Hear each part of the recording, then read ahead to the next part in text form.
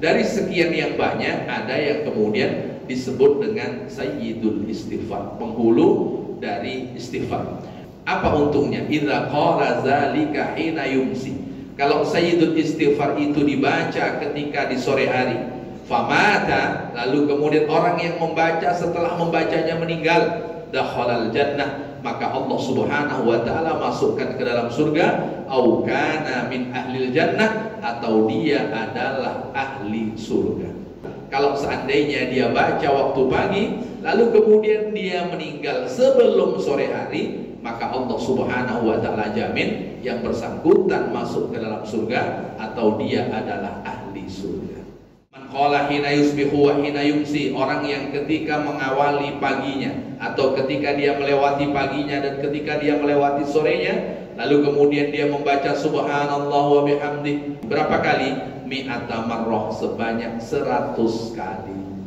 Untuk apa? Untuk menjadi orang yang nanti dikelompokkan dengan orang-orang mulia yang menyebutkan dengan jumlah zikir yang sama nanti di akhirat. Kata baginda Rasul, bacalah surat Al-Ikhlas dan bacalah Muawwidzatain, surat Al-Falaq dengan surat An-Nas ketika engkau mengawali pagi dan begitu juga ketika engkau melewati sore. Rasulullah tanya kepada Jibril, "Wa fi madzalika ya Jibril, wahai Jibril, kenapa kok sampai seperti itu Muawiyah bin Muawiyah Al-Laitsi? Sampai seperti itu mulianya Muawiyah bin Muawiyah Al-Laitsi sampai Allah menurunkan malaikat yang jumlahnya 70.000." Kata malaikat Jibril, kana yukatsiru qul huwallahu ahad, bahwa Muawiyah bin Muawiyah Al-Laitsi satu di antara sahabat yang zikir terbanyaknya adalah surat Al-Ikhlas. Ya Rasulullah, malakitu min aqrabin ladaghatnil barihah. Wahai Rasul, aku kemarin malam disengat oleh skorpion. Bapak itu tahu skorpion? Sakitnya luar biasa wahai Rasul. Dia mengadu kepada Rasulullah bahwa dia disengat oleh kalajengking. Lalu kemudian kata Rasulullah, amma law qulta hina amsayta, kalau seandainya sore engkau akan melewati malam, engkau baca doa a'udzu bikalimatillahi tammati min syarri ma khalaq. Ini kata baginda Rasul, supaya engkau tidak disengat oleh kalajengking, kata Rasul, engkau waktu sore baca ini, a'udzu bikalimatillahi tammati min syarri ma khalaq. Kalau engkau baca itu, lam tadurruka, meskipun engkau disengat, maka sengatannya itu tidak akan membuat engkau merasakan seperti yang sudah engkau rasakan. Doanya kalau ada bayi itu, itu kalau dia laki-laki, bikalimatillahi tammati min syarri ma khalaq, hembuskan umbun-umbunnya. Kalau dia perempuan, itu bikalimatillahi tammati min syarri ma khalaq, hembuskan. Ya, supaya dia selamat dari keburukan makhluk yang Allah Subhanahu wa taala ciptakan. Bismillahirrahmanirrahim. Yang dimuliakan oleh Allah Subhanahu wa taala, pada pagi hari ini saya akan membacakan bab ma yuqalu indas sabah wa indal masa. Bab apa yang dibaca ketika di waktu pagi dan ketika di sore hari. Makna sederhananya zikir pagi dan zikir petang. Kata Imam Nawawi, Bapak Ibu yang dimuliakan oleh Allah Subhanahu wa taala, i'lam anna hadzal bab wasi'un jiddan. Bab ini sangat luas sekali. Jadi kalau berbicara tentang zikir pagi dengan zikir petang, maka sangat luas sekali lah untuk kemudian dibahas. Tapi kata beliau, wa ana azkuru insyaallah ta'ala fihi jumalan min mukhtasarati, bahwa yang aku sebutkan itu hanya sebahagian saja. Jadi yang ditulis oleh Imam Nawawi di dalam bukunya Al-Azkar An-Nawawiyah tidak keseluruhan, semuanya zikir yang terkait dengan zikir pagi dan kemudian zikir petang. Beliau tulis sebahagian saja. Lalu kemudian beliau sebutkan, wa man hufiqa lil amali bi kulliha fahiya nikmatun wa fadlun minallahi ta'ala wa tubala. Kalau ada orang yang mampu mengamalkan semua zikir pagi, kalau ada orang yang mampu mengamalkan semua zikir petang, itu karena Allah Subhanahu wa taala memberikan pertolongan. Karena orang yang berzikir itu mustahil bisa dia lakukan tanpa ada pertolongan dari Allah Subhanahu wa taala. Maka Sayyidina Mu'adz ketika dapat wasiat dari Rasul untuk membaca doa setelah selesai melaksanakan sholat, Allahumma a'inni ala dzikrika. Ya Allah, berikan pertolongan kepadaku untuk berzikir kepadamu. Maknanya tak semua orang bisa berzikir kepada Allah. Kalau ada orang yang mampu menggerakkan lidahnya, dia menyebut nama Allah, karena Allah Subhanahu wa ta'ala telah memberikan pertolongan. Maka yang bisa berzikir semua tentang zikir pagi itu adalah karena Allah memberikan pertolongan, nikmat anugerah besar, dan dia termasuk orang-orang yang beruntung. Wa man ajaza, lalu bagi orang yang tak bisa melaksanakan semuanya, falyahtasir, maka ringkaslah sesuai dengan kemampuannya, jangan sampai tidak melakukannya sama sekali. Itu terkait dengan zikir. Lalu zikir pagi dan zikir petang secara umum diambil dari firman Allah Subhanahu wa taala dalam surat Thaha ayat yang ke-130, a'udzubillahi minasyaitonir rajim, wasabbih bihamdi rabbika qabla tulu'i syamsi wa qabla ghurubiha. Dan bertasbihlah dengan memuji Tuhanmu sebelum terbit matahari dan sebelum terbenam matahari. Nah, ini kan matahari belum terbit. Itu diantara ayat yang membicarakan tentang kenapa zikir pagi dan zikir petang menjadi istimewa ketika matahari belum terbit dan ketika matahari belum terbenam. Kalau matahari belum terbit berarti zikir pagi. Kalau matahari sebelum terbenam berarti disebut dengan zikir petang. Lalu ayat yang lain Allah Subhanahu wa taala menyebutkan dalam surat Ghafir ayat yang ke-55, a'udzubillahi minasyaitonir rajim, wasabbih bihamdi rabbika bil 'ashyi wal ibkar. Dan bertasbihlah dengan memuji Tuhanmu bil 'ashyi. Bil 'ashyi itu maknanya petang, wal ibkar yang dimaksud dengan ibkar itu maknanya pagi-pagi sekali. Nah, inilah di antara ayat yang membicarakan tentang istimewanya zikir pagi dan kemudian zikir petang. Lalu apa saja zikir pagi dan zikir petang ini? Kami meriwayatkan an Sahihil Bukhari, dari Sahih Bukhari, kata Imam Nawawi, an Shaddad bin Aus, dari Shaddad bin Aus, dari baginda Rasulullah sallallahu alaihi wasallam, beliau bersabda, Sayyidul Istighfar. Sayyidul Istighfar. Istighfar itu kan banyak redaksinya. Tapi dari sekian banyak redaksi ada yang disebut dengan Sayyidul Istighfar. Sayyidul Istighfar itu penghulu dari segala istighfar. Hari dalam satu pekan ada 7. Dari 7 itu ada yang disebut dengan Sayyidul Ayyam, penghulu dari segala hari, yaitu hari Jumat. Nabi yang wajib diketahui ada 25, tapi dari 25 itu ada Sayyidul Anbiya, penghulu dari segala nabi, yaitu baginda Rasul sallallahu alaihi wasallam. Malaikat yang wajib diketahui ada 10. Dari 10 ada Sayyidul Malaika, penghulu dari segala para malaikat, yaitu malaikat Jibril alaihissalam. Begitu juga cara meminta ampun kepada Allah Subhanahu wa taala bermacam-macam.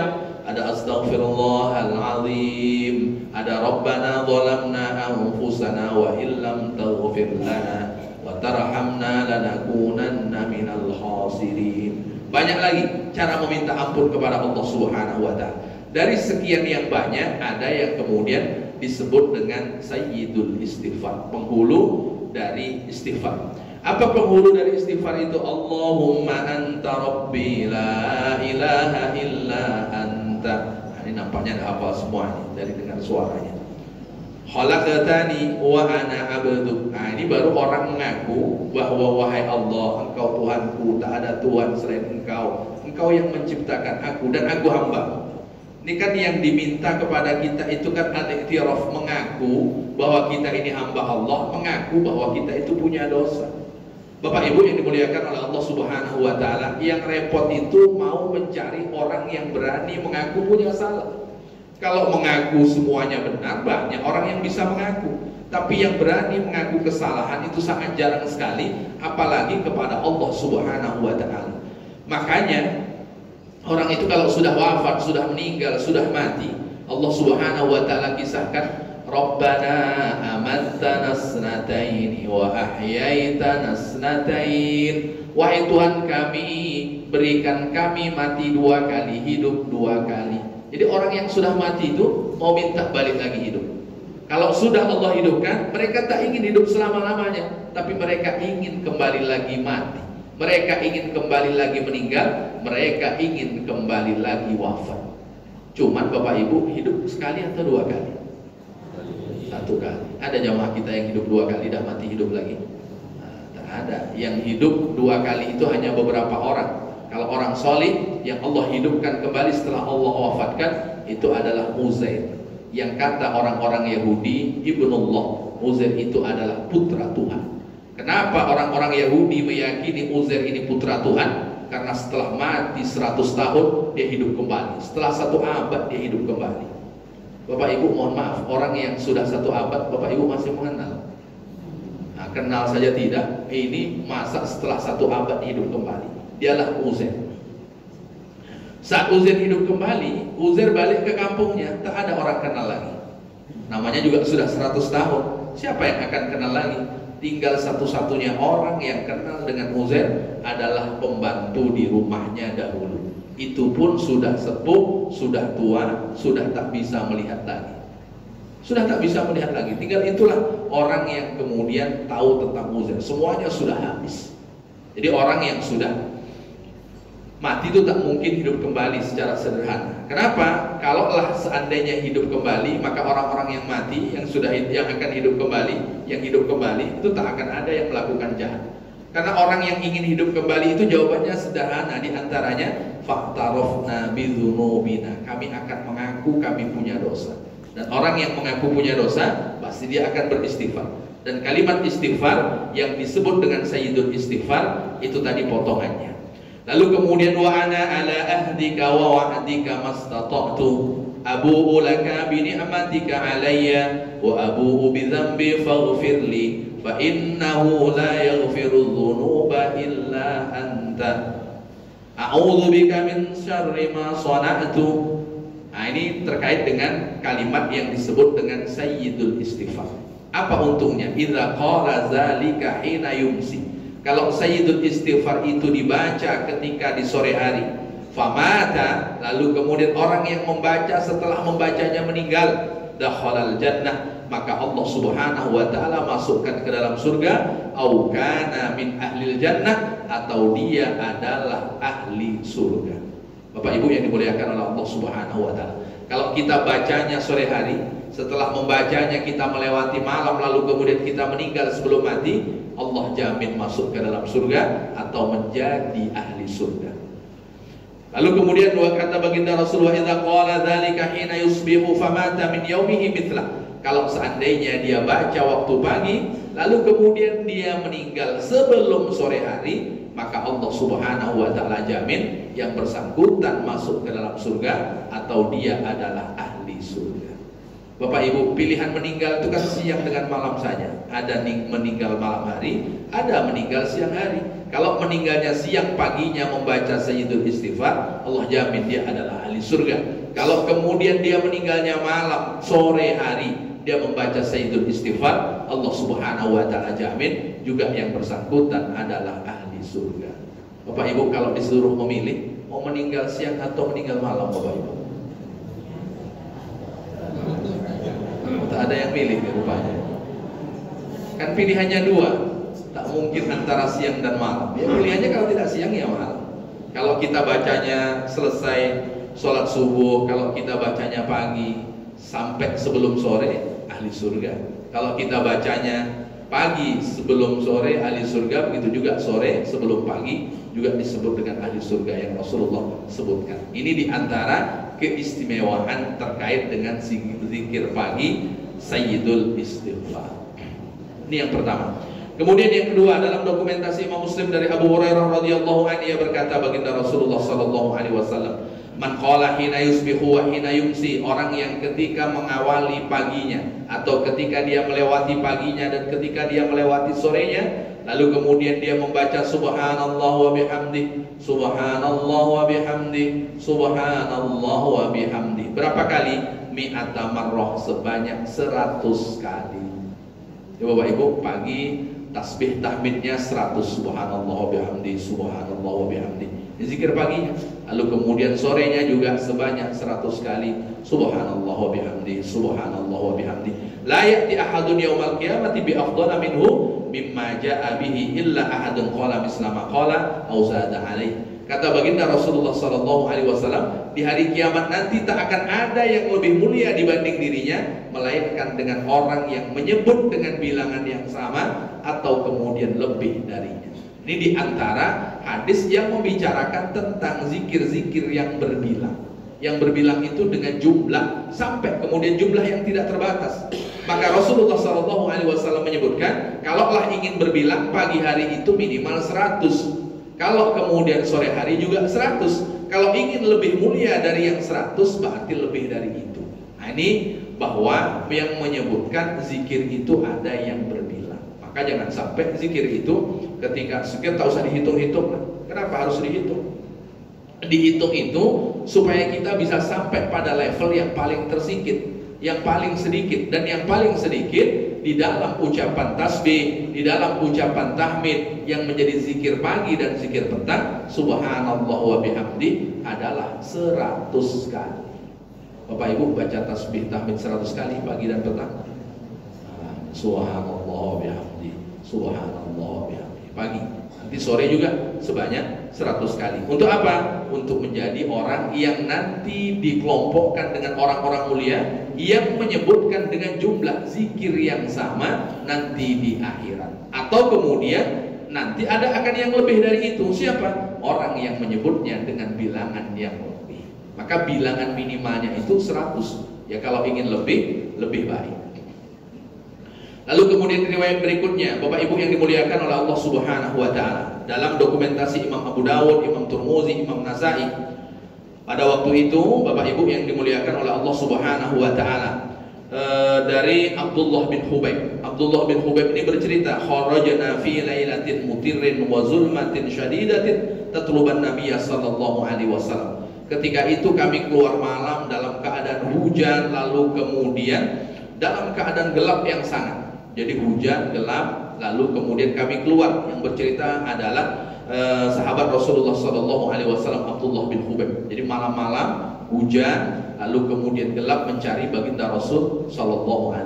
Jangan dibayangkan mati lampu Bapak Ibu, karena dahulu belum ada lampu seperti yang kita nikmati sekarang. Kalau kita ingin membayangkan keluar mencari seseorang saat mati lampu, nah kira-kira gimana Bapak Ibu?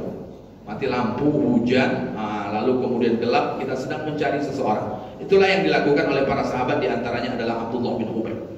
Lalu kemudian mencari Nabi, liusalliyalana, untuk kami minta Nabi menjadi imam sholat kami. Nah, coba bayangkan Bapak Ibu, malam-malam mereka mencari Rasul supaya Rasul mengimami sholat mereka. Ini menunjukkan bahwa para sahabat ketika hujan pun gelap mati lampu, meskipun hujan satu di antara uzur, boleh meninggalkan sholat berjamaah. Bukan meninggalkan sholat, boleh meninggalkan sholat berjamaah. Ini harus digarisbawahi. Tapi para sahabat masih juga tetap datang untuk kemudian mencari baginda Rasul Sallallahu Alaihi Wasallam untuk imam sholat.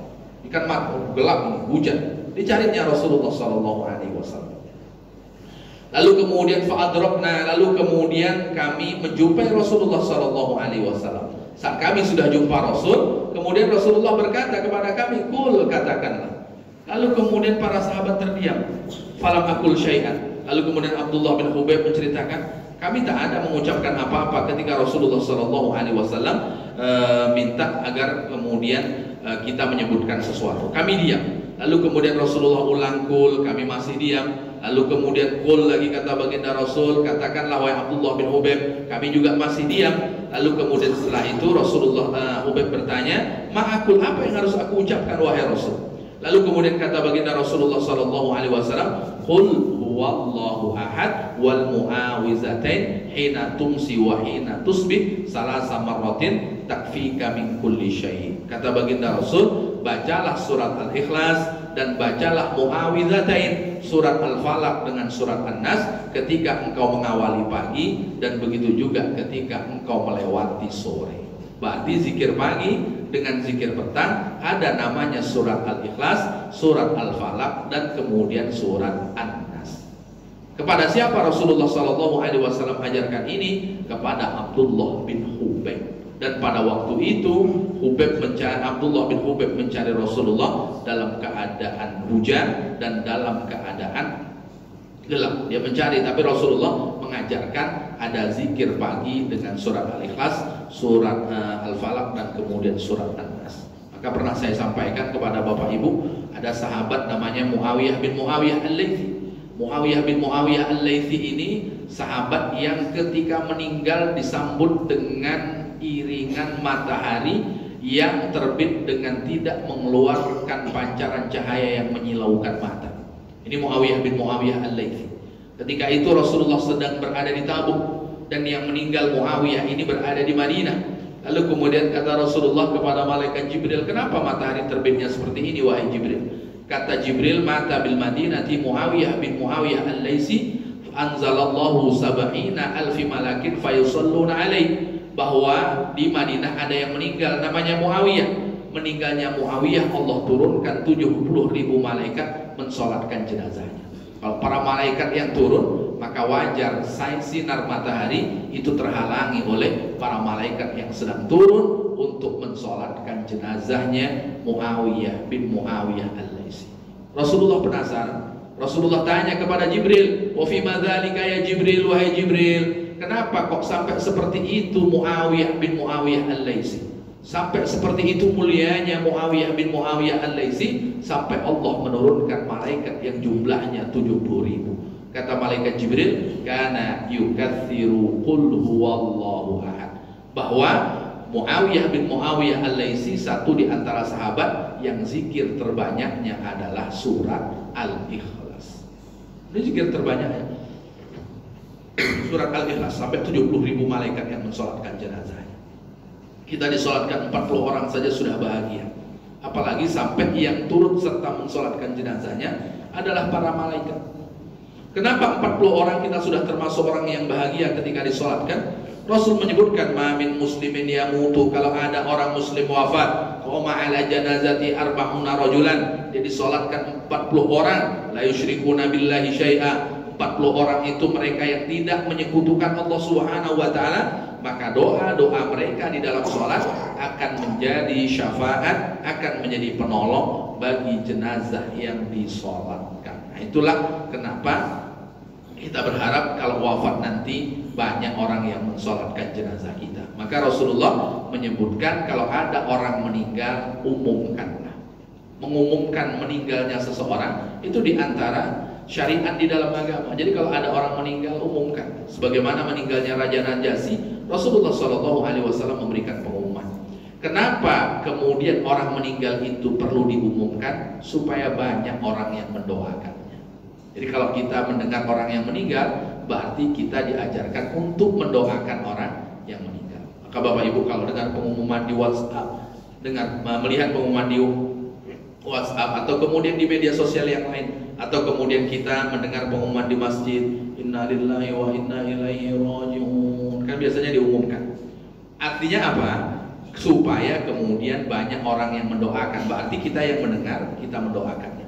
Rasulullah SAW dikabari oleh Ummu Salmah, "Ya Rasulullah, inna Aba Salmah qad tuwfiya." Rasul Abu Salmah meninggal. Lalu Rasulullah, apa yang Rasulullah sebut? Kata Rasulullah, "Allahumma ighfir li Abi Salmah." Ya Allah, ampuni dosa Abi Salmah. Warfa' darajatahu, tinggikan derajat Abu Salmah minal mahdiyin, termasuk di antara orang-orang yang mendapatkan petunjuk. Itu maknanya kalau kita dengar kabar orang meninggal, doakan.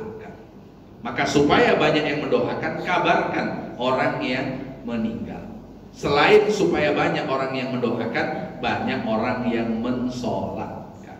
Karena orang yang mensolatkan jenazah, falahu qirat, bagi orang yang mensolatkan jenazah, maka dia mendapatkan pahala 1 qirat. 1 qirat itu mislu Uhudin, sebesar bukit Uhud. Itu orang yang turut serta mensolatkan jenazah. Bapak Ibu yang dimuliakan oleh Allah Subhanahu wa taala. Ini diantara keistimewaan sholat jenazah. Baik, kita lanjutkan terkait dengan cerita dari Abdullah bin Hubeb yang diajarkan oleh Rasulullah SAW untuk kemudian membaca 3 surat setiap pagi dan membaca 3 surat itu pula setiap petang. Riwayat yang lain tentang masih seputar zikir pagi. Wa rawaina fi sunani Abi Dawud wa Tirmizi wa Ibnu Majah. Kami meriwayatkan di dalam Sunan Abi Dawud, Sunan Tirmizi, Sunan Ibnu Majah dari Abu Hurairah radhiyallahu anhu dari baginda Rasulullah sallallahu alaihi wasallam, annahu kana yaqulu idza asbaha. Rasulullah itu kalau pagi dia baca doa. Apa doa pagi Rasulullah sallallahu alaihi wasallam? Allahumma bika asbahna wa bika amsayna wa bika nahya wa bika namut wa ilaikan nusyur. Itu doa pagi Rasul. Allahumma, wahai Allah, bika kepadamu asbahna, kami berada di waktu subuh, wa masaina, kami berada di waktu petang, wa bika, dan kepadamu nahya, kami hidup, wa bika, dan kepadamu namutu, kami mati. Nah, ini kan menunjukkan bahwa ada doa pagi Rasul. Apa doanya? Allahumma bika asbahna wa bika amsayna wa bika nahya wa bika namut wa ilaikan nusyur. Dan ketika sore juga seperti itu. Cuman kalau sore hilangkan kalimat asbahna. Cuman Allahumma bika amsayna. Kalau pagi Allahumma bika asbahna. Asbahna itu pagi, amsayna itu petang. Kami berada di waktu pagi, asbahna, amsayna, kami berada di waktu petang. Ini diantara bacaan zikir baginda Rasulullah sallallahu alaihi wasallam ketika di waktu pagi. Yang ini semua hafal Bapak Ibu ya. Dari yang pertama tadi, kan pendek-pendek semua. Yang panjang Sayyidul Istighfar saja. Sayyidul Istighfar, setelah Sayyidul Istighfar subhanallah wa bihamdi 100 kali pagi, 100 kali petang. Lalu kemudian setelah itu bahwa surat Al-Ikhlas, surat Al-Falaq, surat An-Nas.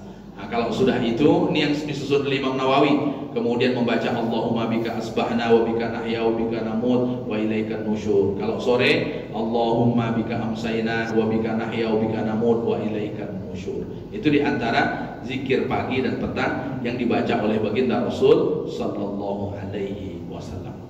Kemudian kata Imam Nawawi, warwaina, kami meriwayatkan di dalam Sahih Muslim dari Abu Hurairah radhiyallahu anna nabiyya kana idza kana fi safarin. Rasulullah sallallahu alaihi wasallam ketika beliau sedang di dalam perjalanan. Sebetulnya ini tidak terkait dengan zikir pagi dan zikir petang, hanya dibicarakan ketika Rasulullah sallallahu alaihi wasallam dalam perjalanan pun Rasulullah sallallahu alaihi wasallam membaca zikir. Ini kita lewatkanlah Bapak Ibu, mohon maaf. Hadis yang berikutnya juga dalam dokumentasi Imam Muslim dari Abdullah bin Mas'ud bahwa Rasulullah sallallahu alaihi wasallam idza amsa, ketika beliau berada di waktu senja sore, beliau membaca doa amsayna wa amsal mulku lillah. Nah, ini kan sering kita dengar biasanya kalau kita putar zikir petang, zikir pagi di radio itu. Orang sekarang tak putar radio Bapak Ibu. Saya bayang nih kalau dulu masih ada radio. Waktu saya mendengarkan Bung Retno kemarin mengumumkan hasil pertemuan itu seperti mendengar radio zaman dulu. Wah, ini kan. Saya ini termasuk penikmat menemui masa-masa itu Bapak Ibu. Jadi bukan orang yang kemudian tak pernah menemukan rasa radio. Orang-orang sekarang tidak ada. Bapak Ibu ingat kalau orang mendengarkan berita rame-rame di radio hening gini kan. Bapak Ibu termasuk menjumpai zaman itu Bapak Ibu. Berarti kita ini sudah sama-sama tua nampaknya. Kan itu kan, mau didengar rame-rame itu kan.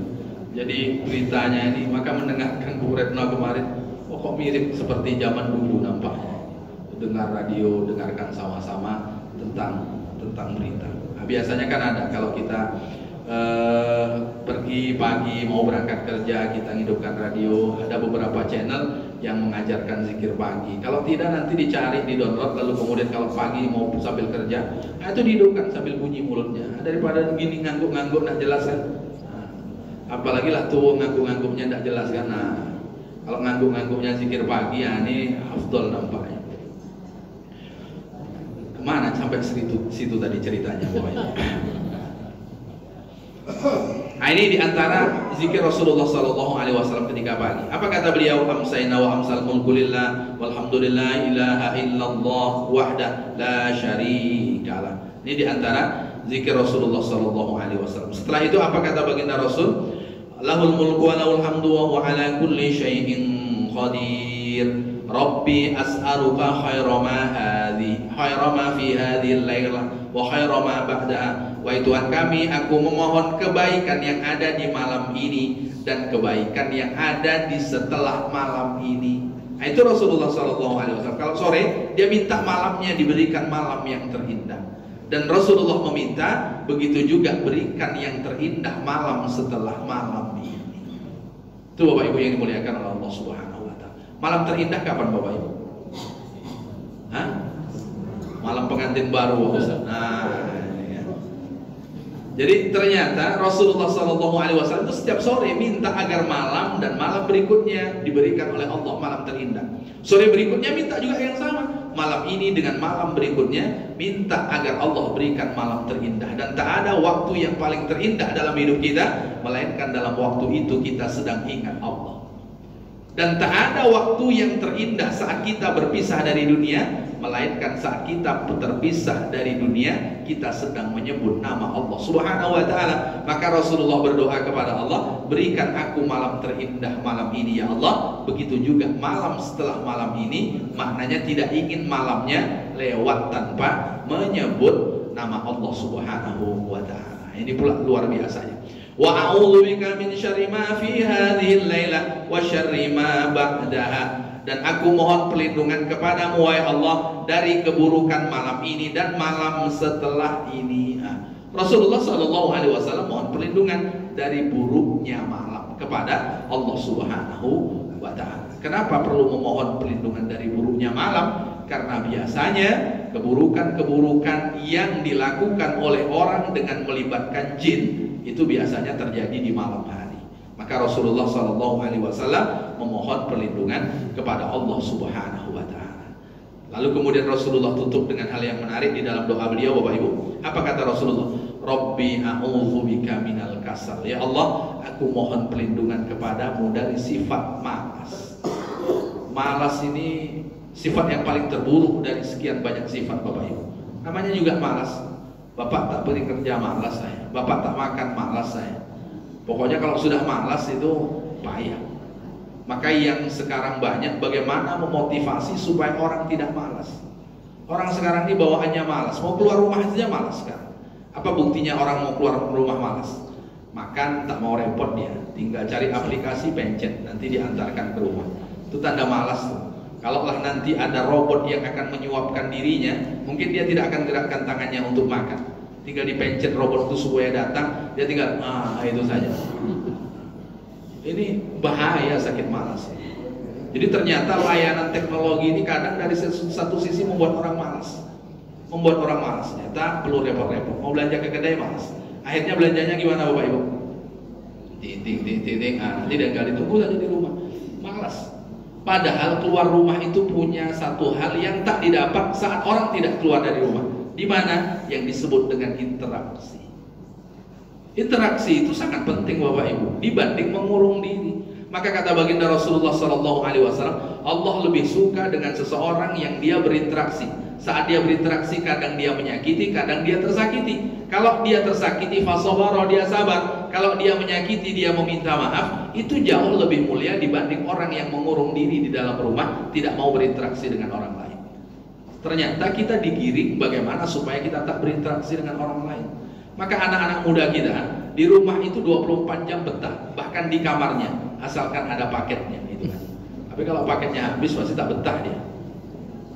Tapi sekarang beli paket itu tak perlu ke kedai lagi Bapak Ibu kan. Asalkan punya duit di rekening dan punya aplikasinya, tinggal sampai lagi ke rumah. Nah itulah kadang kita ini sekarang diajarkan supaya kemudian kita tidak repot-repot lagi untuk berinteraksi. Maka mohon perlindungan kepada Allah supaya tidak menjadi pemalas, terutama malas di dalam beribadah kepada Allah Subhanahu wa Ta'ala. Wasu'il kibar. Rasulullah memohon perlindungan kepada Allah Subhanahu wa Ta'ala dari su'il kibar. Su'il kibar itu apa yang dimaksud? Su'il kibar itu yang dimaksud adalah haram pikun.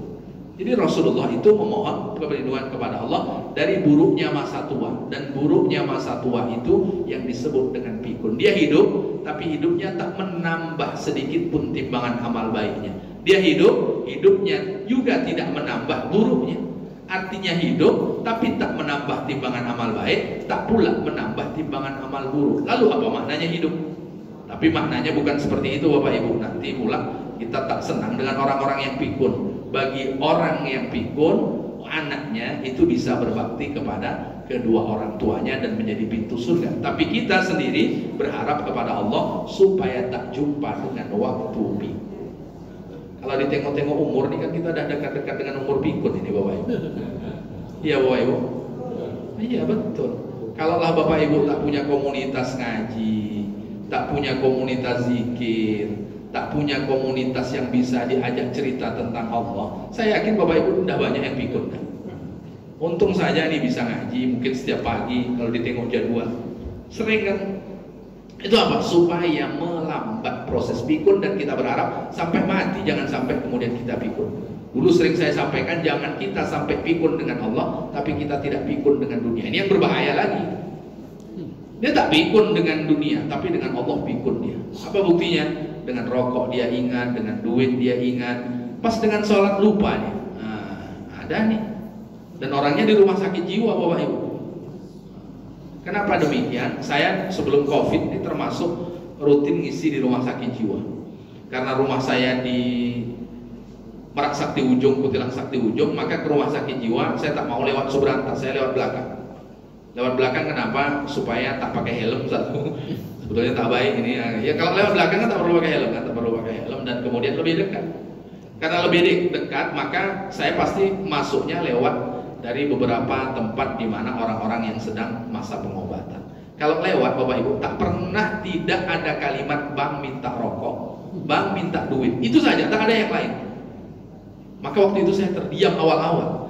Ini yang gila saya atau yang di dalam? Ya artinya kok bisa orang waktu itu sedang dalam masa pengobatan tapi tak hilang dari ingatannya duit dengan rokok. Ini kan berbahaya Bapak Ibu. Maka kalau ketemu orang pikun dengan duit, dia masih bisa membedakan ini 50.000, ini 100.000. Tapi ketika hayya 'alas shalah, ini zuhur atau asar atau maghrib ini, ini dia. Ini tandanya ini. Kan Ibu yang dimuliakan oleh Allah Subhanahu wa ta'ala. Ini makanya Rasulullah mengajarkan kepada kita, kalau sore hari mohonlah perlindungan kepada Allah Subhanahu wa ta'ala. Bapak Ibu masih bisa membedakan 50 dengan 100 Bapak Ibu? Alhamdulillah. Tapi azan masih bisa membedakan kan? Alhamdulillah. Berarti tak pikun dengan dunia, tak pikun pula dengan Allah. Yang khawatir nih pikun dengan Allah tapi tak pikun dengan dunia. Ini berbahaya. Ini makanya doa Rasulullah SAW ketika sore. Lalu kemudian Rasulullah tambah, a'udzubika min adzabin nar. Rasulullah SAW memohon perlindungan kepada Allah dari azab neraka. Lalu kemudian wa'adzabin fil qabri, dan Rasulullah SAW minta perlindungan kepada Allah dari azab ketika dikubur. Dan Rasulullah baca kapan? Pagi dan petang Bapak Ibu.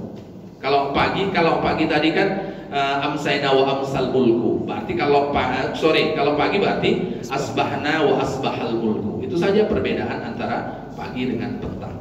Jadi dibedakan antara kalimat pagi dengan kata amsayna, kalimat sore dengan kalimat sore amsayna, pagi asbahna. Itu saja perbedaan antara keduanya. Rasul Bapak Ibu yang dibimbing oleh wahyu masih mohon perlindungan dari pikun. Lah kita tak mungkin tak mohon perlindungan kepada Allah dari pikun. Rasulullah yang sebelum punya salah Allah sudah memaafkan, tapi kemudian masih mohon perlindungan dari neraka, perlindungan dari azab kubur. Lalu tak mungkin kita yang tak selamat dari neraka dan azab kubur, kita tidak memohon perlindungan kepada Allah Subhanahu wa ta'ala. Dan Rasulullah mengajarkannya membaca doa ini di waktu pagi. Dah banyak Bapak Ibu. Ini diringkas oleh Imam Nawawi, ini bukan semuanya nih, baru ringkasan ini. Berarti kalau ini banyak juga ternyata ya. Baik, paling tidak yang sudah Bapak Ibu amalkan, Bapak Ibu semakin kuat untuk terus untuk melanjutkan, untuk meneruskan. Yang belum mengamalkannya ya kalau bisa yang pendek ini, yang sedikit ini. Kalau tidak bisa yang sedikit ini ada yang diamalkan. Jangan sampai sama sekali tidak ada yang diamalkan zikir pagi dan zikir petang. Kemudian selanjutnya kami meriwayatkan dalam Sahih Muslim dari Abu Hurairah radhiyallahu an, jaa rajulun ila Nabi sallallahu alaihi wasallam, ya Rasulullah, malakitu min aqrabin ladaghatnil barihah. Wahai Rasul, aku kemarin malam disengat oleh skorpion. Bapak Ibu tahu skorpion? Apa bahasanya? Oh, kalajengking. Sakitnya luar biasa wahai Rasul. Dia mengadu kepada Rasulullah bahwa dia disengat oleh kalajengking. Sakitnya luar biasa wahai Rasul. Dia bercerita kepada baginda Rasul, Bapak Ibu pernah disengat kalajengking? Oh, sakitnya luar biasa. Kalau tak kuat, demam kita dibuatnya. Skorpion itu yang warna hitam itu Bapak Ibu. Wah, itu luar biasa sakitnya. Maka kalau nampak skorpion jangan dipelihara Bapak Ibu, bunuh. Orang sekarang ini aneh, binatang buas dipelihara, ular dipelihara. Orang nampak ular itu suruh bunuh, malah dipeliharanya ular. Nah, akhirnya gigit ular, mati dia dengan ular yang dia pelihara. Ya binatang-binatang itu kan dianjurkan untuk membunuh, termasuk akrab. Kalau kita nampak bunuh, jangan pelihara. Oh, di Beijing 2018 saya diajak pergi ke pasar ekstrim Bapak Ibu. Satenya tuh sate skorpion Bapak Ibu. Nah, coba ya. Wah, itu dia. Untung saja saya puasa Bapak Ibu. Kalau tak puasa muntah-muntah saya mungkin ya. Wah, luar biasa. Ada sate tikus-tikus kecil itu. Pokoknya muntah betul. Nah, itu pasar ekstrim. Oh, gini rupanya pasar ekstrim ini.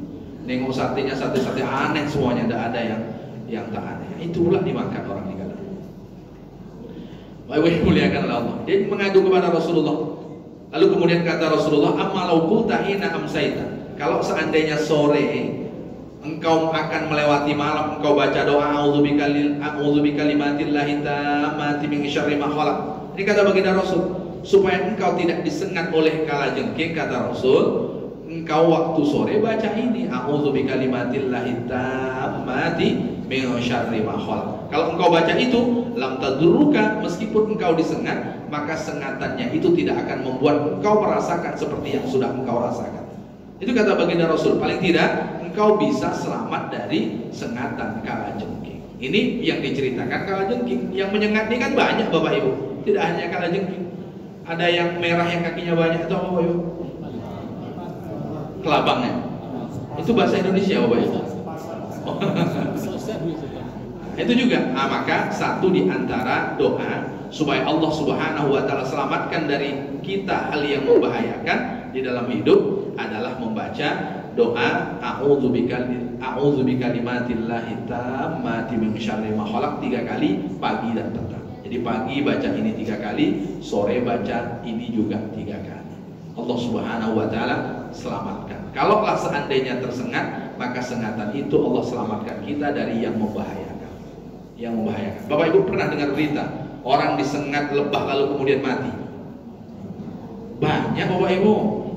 Banyak. Satu sarang yang menyerangnya mati dia. Itu ada ya. Sebetulnya tak semua satu sarang, hanya sebagian besar dari lebah itu yang kemudian menyerangnya meninggal. Nah, makanya kita memohon perlindungan kepada Allah supaya ini tidak terjadi pada kita. Pagi hari kita bacanya 3 kali, sore hari juga 3 kali. A'udzu bikalimatillahi tammati min syarri ma khalaq. A'udzu bikalimatillahi tammati min syarri ma khalaq. Ini juga bacakan untuk bayi. Jadi bayi yang baru lahir itu diantaranya bacanya itu. U'idzuhu, kalau dia bayinya laki-laki, u'idzuha, kalau dia bayinya perempuan, bikalimatillahi tammati min syarri ma khalaq. Kenapa perlu kita bacakan? Karena bayi itu belum punya pelindung diri. Kalau orang tua mesti punya pelindung diri, zikir itu tadi. Karena bayi belum bisa berzikir, maka orang tuanya yang menzikirkannya. Jadi bayi itu diantara ini. Kadang kita dengan bayi ini cuman alah comelnya anak siapa nih, padahal tahu bapak emaknya itu. Ditanyanya pula anak siapa kan. Nah, makanya doanya kalau ada bayi itu u'idzu, kalau dia laki-laki bikalimatillahi tammati min syarri ma khalaq, hembuskan umbun-umbunnya. Kalau dia perempuan u'idzuha bikalimatillahi tammati min syarri ma khalaq, hembuskan. Ya, supaya dia selamat dari keburukan makhluk yang Allah Subhanahu wa taala ciptakan. Karena makhluk yang Allah ciptakan itu ada yang membawa keburukan, tidak semuanya menghadirkan kebaikan di dalam kehidupan kita. Ini Bapak Ibu yang saya bacakan pada pagi hari ini. Kalau ada yang ingin didiskusikan, dipersilahkan Bapak Ibu.